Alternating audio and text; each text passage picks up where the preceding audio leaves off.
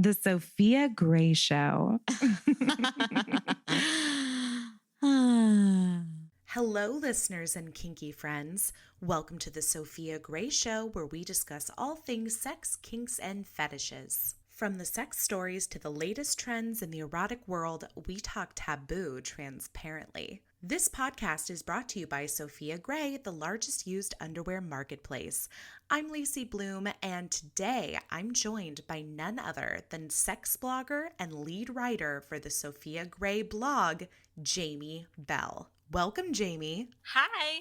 I'm so glad to have you here with us. I'm so thrilled to be on the show. Well, and I'm especially thrilled to talk to you because I feel like so much of the fabulous topics and information we get for the podcast come directly from your blogs and the other blogs from Sofia Gray Writers. Yeah, it's been absolutely awesome to see some of my content being made into awesome podcasts. Oh, I hope we've done them justice. You totally have. Oh, good. I'm glad to hear it.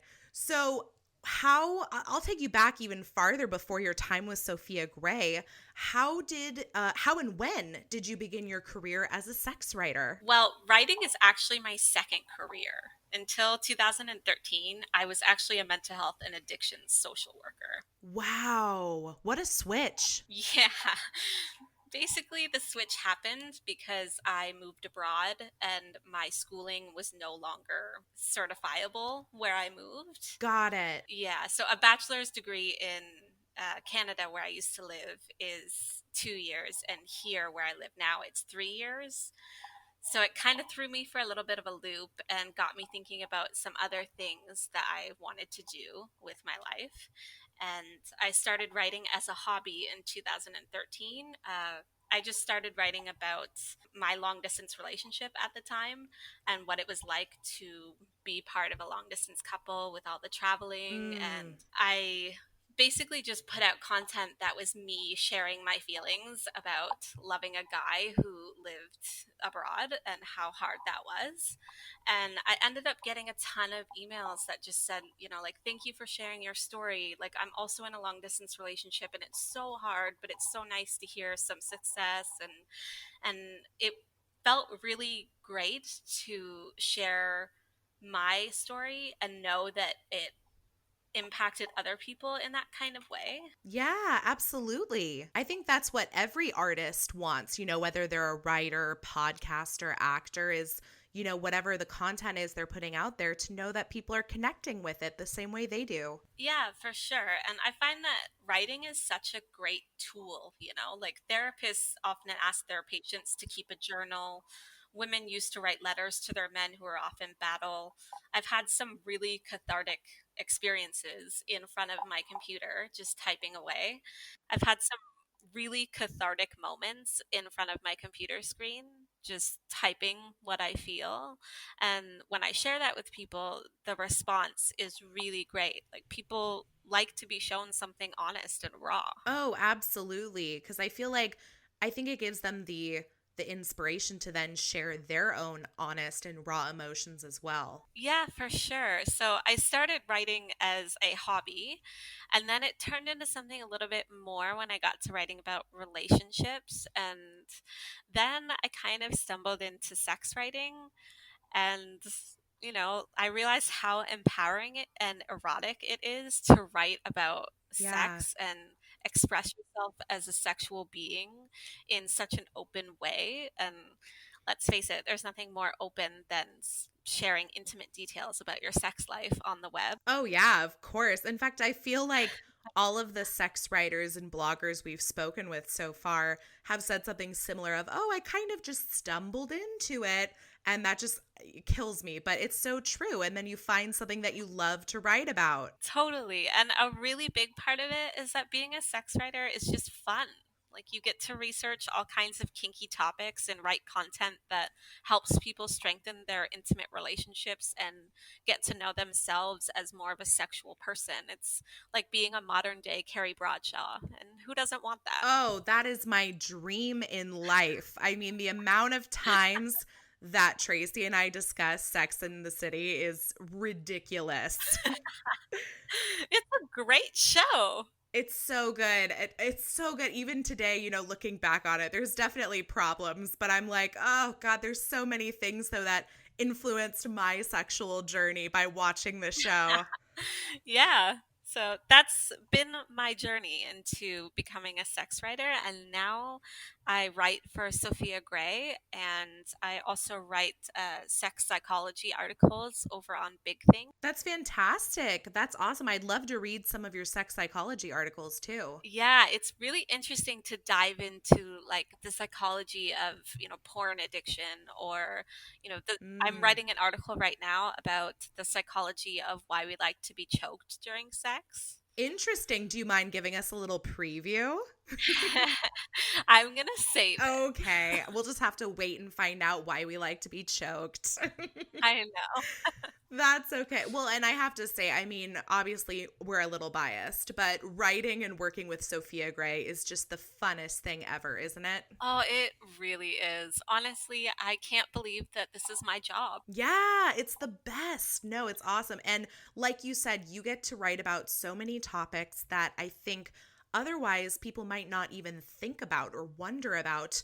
And when I asked you what discussion you wanted to have today, I kind of put it in your hands because you're the writer. You're the one that comes up with half of the blogs that are, on this site, probably more. So I was thrilled when you decided that you wanted to talk about a lust for language. Yeah, it's one of my favorite articles that I've written for Sophia Gray, and it has a soft spot for me. That's awesome. So I'll start with which is why did you come up with this idea that you wanted to explore this lust or kink for language? Well, I think what fascinates me about the language kink is that it goes so far beyond eroticism. Like if you think about, like Slavic languages, for some reason we associate that with being strong. Or, the French language is associated with being elegant. Like Mm. we perceive certain languages and accents to mean certain things, and I've always found that really interesting. Wonderful. And more than interesting, it seems. Do you have a kink for languages? I do.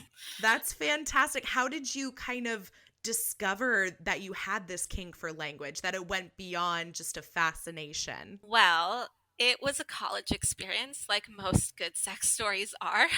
Of course. I went to college in the French speaking part of Canada. I don't speak French. I took it throughout high school. I barely passed. It was never really a big thing for me to accomplish. Right. When I listen to people speak French, it gives me all the good feels, and it's always been that Mm. way. And the older I get and the more cultured I get, the more relevant it becomes, that it's a staple of what I find to be sexy. I love that. And I will say, I also took French all through high school, and I spent some time in Montreal, Canada last year, and their French puts my high school French to shame. See, this is the thing, is French from France is nice. It's still sexy, it's still wonderful, but there's something about French from Montreal that is different. And Yeah. that's I don't know if it's because that's where my intrigue happened. Like I met someone who is from Montreal, and not only were they attractive, but they also spoke French, and they introduced me to a little bit of the BDSM world, and I think it just really left like an imprint on my map. Right, right. And that's one of the things that you talked about in your blog post that I did find really interesting was I know that we have this idea of love maps that we create, starting when we're children that basically determine how we show and receive love. And you mentioned a desire map, which I love that idea of creating a foundation for a desire map. Yeah, I definitely think that there is something to the things that we like sexually. And, you know, I think that, when we're teenagers and when we grow up into young adults and we're discovering more things about our sexuality, I think that there are key points in our lives as sexual beings that kind of pivot us to liking certain things. And that's what I refer to as the desire map. I think that it's similar to the love map in, there are just certain pinpoints on the map that, I was here and I liked it. And So it's safe to say then that since that sexual experience in college, you've always had a thing for French Canadians? yeah. In fact, there's a French Canadian actor named Marc-André Grandin, and he's my celebrity hall pass. Oh, I love Um, it. yeah, I've declared it to my husband that if the opportunity ever arose, I could not be held accountable for my actions. I think that's absolutely fair. I mean, let's be honest, French Canada has given us a lot of wonderful things. There's the accents, there's poutine, there's hockey. And hockey is another thing. Like, I grew up going to hockey rinks and watching my brothers play, and all their friends. I was the little girl running behind them, picking up their gloves, and hockey became a real place that I called home. So Mm, naturally, you add French and hockey, and I'm sold. yeah, that's it. Game over. Yeah. Oh man. So I'm curious, in your research that you did about lust for languages, did you find that there actually is I don't know if the term is a diagnosed fetish or a declared fetish for languages? Well, there's a few different things that it could be. When we're talking about kinks, for example, like a kink is something that isn't mandatory in your sex life, but it really gets you going, Mm-hmm. So I believe that there is a language kink. I honestly haven't read too much about it, which is again why I wanted to dive into, the human psyche of why we find different languages attractive. Right. And then you move on to a fetish where it's, there really isn't sexual gratification unless you have this thing, like unless this thing is incorporated into your sex life, you can't get off. Mm-hmm. Mm-hmm. And I think that, similarly to how voyeurism is, sexual arousal and release from watching someone, there's a fetish called oralism, and it's sexual arousal that's caused by sound. Okay, that makes perfect sense. Different senses, Right. different but it really is the same sort of experience as voyeurism. Yeah, and so there's oralism fetish and the language kink. And then the last thing that kind of ties it all together is acoustic Ophelia, which is it's pretty similar to oralism, but this is where you would get into the ASMR, like Mm. when you are stimulated by auditory things like panting, moaning, heavy breathing, that kind of thing. I mean, I'm a sucker for some good audio porn, so Oh, me too. absolutely understand that. And would you believe that I found French audio porn? Stop it. Yeah. It's I mean, It's safe to say I have that bookmarked on my computer. yeah, well, and you know what? We've talked about sexy side hustles for this podcast before, and I have to say, if you've got a accent, regardless of whether or not you think it's a fantastic accent or not, there's definitely a good case that you could make a decent amount of money by doing audio porn. I really think you can. And I know quite a few people who have accents, and I've mentioned to them several times that they would make a killing on audio porn websites because, British, French, Italian, like all of these accents, there's someone in the world who finds it attractive. Right. Yeah, exactly. I mean, it's so funny. I don't think of myself as having an accent, but I'm sure I do to people in other places in the world. Exactly. So interesting. And obviously, I think when we're talking about like foreign languages, which again, languages are going to be foreign in different places, I think it's less to do with what they're actually saying.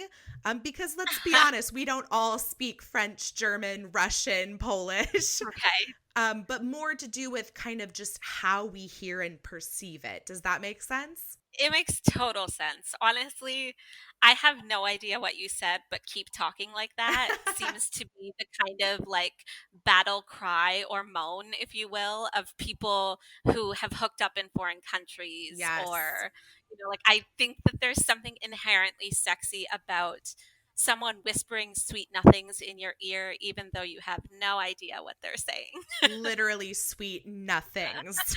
Yeah, like literally nothing. You could be telling me about your grocery store list or something. It's true. And to me, it just sounds magical. Yeah, I had friends in high school where when I was taking French, I would just whisper something in French to them, and I would, of course, choose something that was the least sexy possible. It usually had to do with pigs or fish because I like those Oh, words yeah. in French. Yeah. And they just thought it was the sexiest fucking thing ever. Right? And like I don't know if it's the act of being clueless, like the act of, you could be saying anything to me and I could be agreeing to anything, Right. or if it's actually just the way that they sound. Maybe it's a combination of both. Yeah, exactly. Well, and you mentioned this in your blog as well, that I think that we do tend to associate people who speak multiple languages with being intelligent, and intelligence is sexy. Right?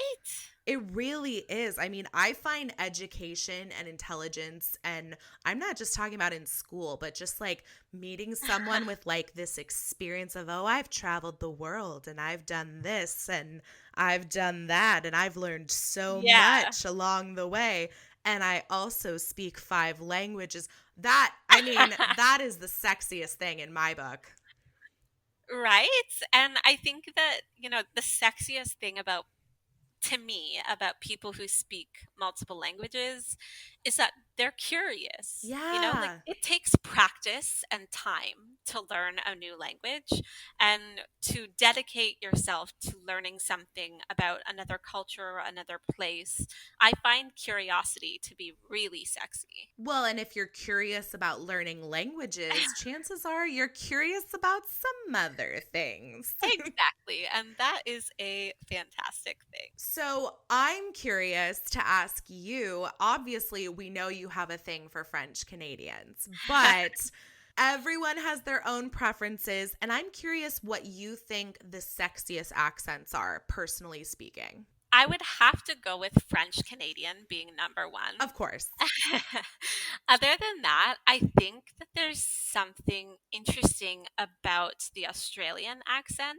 Okay, I can get on board with that. Yeah, and I find British accents to be very fascinating because really people who live 1 or 2 hours apart in the UK really sound completely different. That I'm so glad you mentioned that, because that's something that I think about too, is that I've met people from various parts of the UK and they sound completely different. And personally, I find the different accents equally sexy most of the time, just because Me too. they're foreign from my own. But I can also see where we get this idea, and I'm meaning the collective we, not just you and I.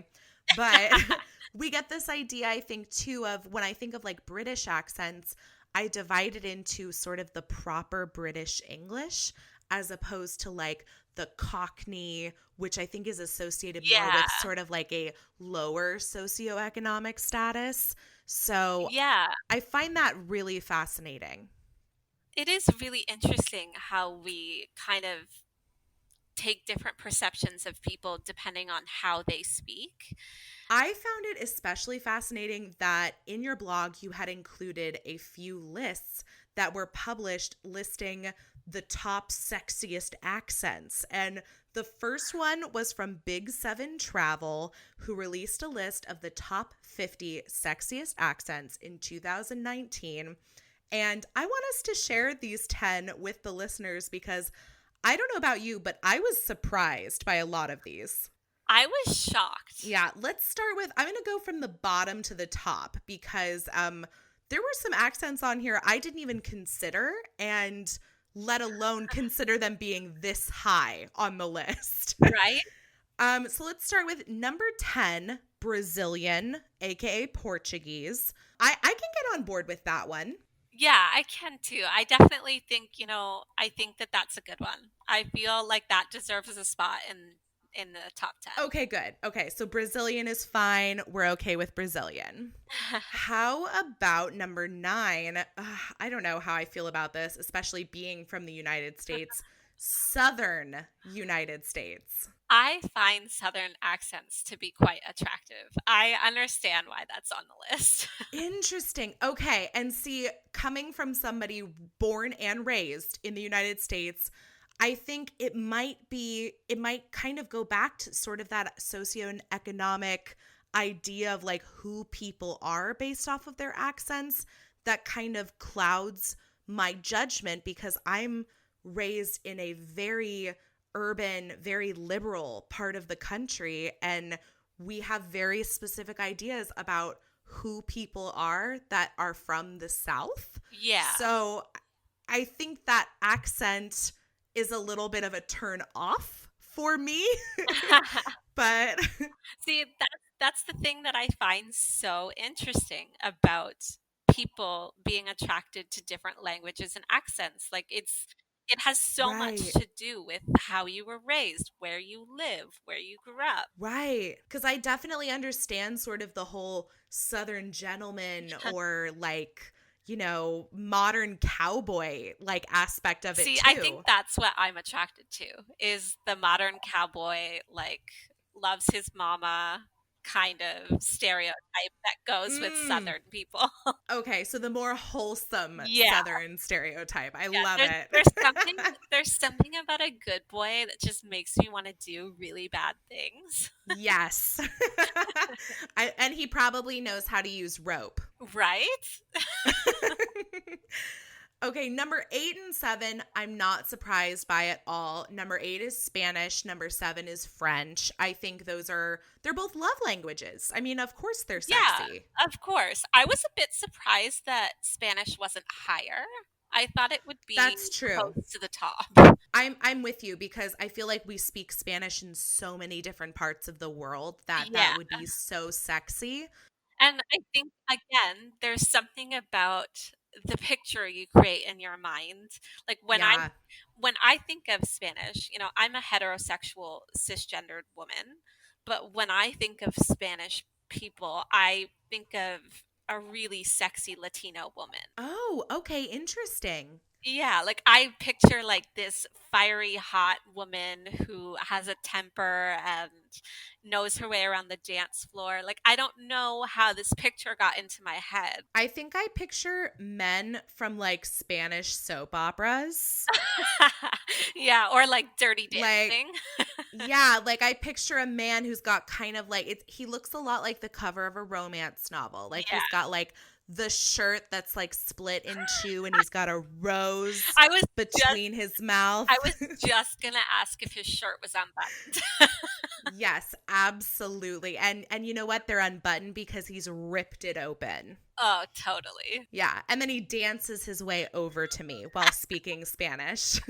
See, I don't know how we came up with this, but it's really sexy. Yeah, it is. It is. I can't say I've ever seen a man, Spanish or not, that's ever presented himself in that way.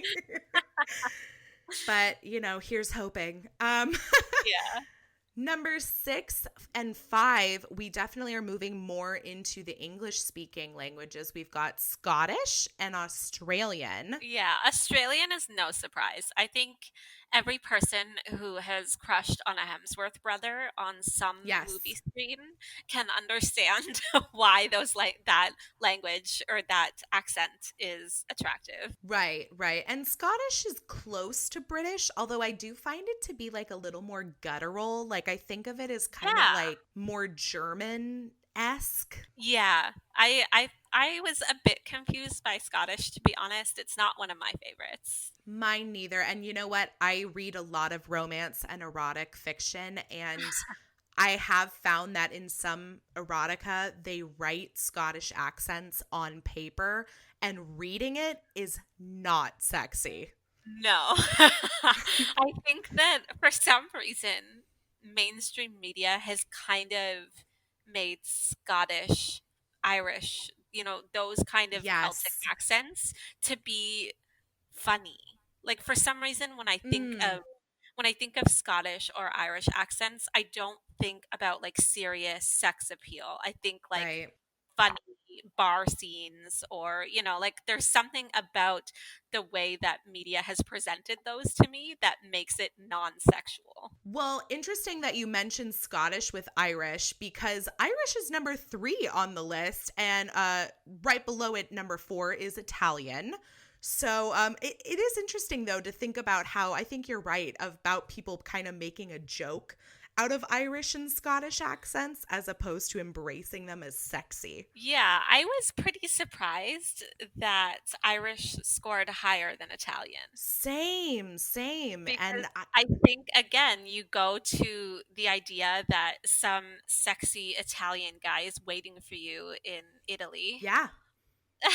And you have no idea what he's saying, but it doesn't matter. No, it doesn't matter at all. Yeah, so that's interesting. And even more interesting were the picks for number 1 and 2 because I don't know if either of these would have even crossed my mind. I was super shocked. Number 2 is South African and number 1 is New Zealand. Wow. Like I don't even know. Number 1, New Zealand. I understand the appeal of the New Zealand accent. I guess because it's such a small country, I don't think of it as much as I would at least with like Australia. I think that's why it took me by surprise as well. I think that I just I think I'm guilty of kind of lumping in New Zealand with Australia. Like I was like, "Oh, Yes. Australia's already listed." Right, right. And South African, I mean, I now that I've seen it on the list, I do understand the appeal. Like the accent is beautiful. But again, I don't think it's one that I would have thought of, especially because I'm shocked that British did not make the list. I can't believe that British is not even on the top 10. Yeah, that is shocking to me. And of course, this is just one source, one list, Yeah, but still so surprising. it is very surprising. I don't know. Are there any other accents that you can think of that you find particularly sexy that you felt were missing from the list besides British? Well, I have to say my husband is from Belgium and he speaks Dutch and Flemish to be more precise. And Ooh, I find that very sexy, obviously. I was about to ask, I was so curious if you were married to someone who had a different accent from yourself. Yeah, we've been together for a little over 8 years, and in that time, his accent has changed Wow, interesting. because we speak English to each other, and I'm from Canada. When we go vacation together, many people assume he's American. That's impressive. And I think it's because he grew up learning, English from TV shows, and most are American. And then he met me, and I'm Canadian. And so over time, his English accent has gotten really great to the point where when he speaks English, people don't think that he's foreign. That's amazing. I don't know if I'd be able to distinguish a Flemish accent from another European one, but I'm so curious about it now. I mean, I guess that just means I'm going to have to book a flight to Belgium. Oh, yeah, for sure.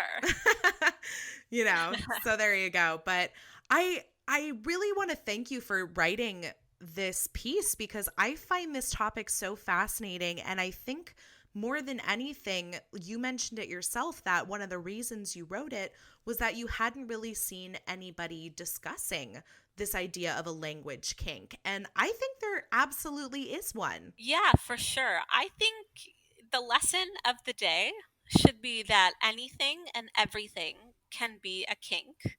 Like you are not the only person who finds something attractive. Right. And it does not make you weird or unnatural for Right? doing so. Like I've held back for a long time with talking about my language fetish because it's not something that's commonly talked about. And it's not like sometimes you get nervous talking about some of the edgier kinks, but this is pretty tame as far as kinks go, but it's still something that is just there's so little information on it. Right. Well, now there's a little bit more thanks to you. Well, I am glad to do the world that service. Well, thank you so much for joining us today. And where can people find your amazing work besides obviously on Sofia Gray? Well, I am also a sex psychology blogger for Big Think. And other than that, I have some exciting things on my personal blog. It's called Travel, Pray, Love. Love it. Yeah. That sounds so sweet. Yeah, there I just, that's more passion writing. That's just me rambling about different things. And hopefully traveling places and finding more sexy accents. Oh, yeah, of course. But we won't tell your husband. It's okay. You better not.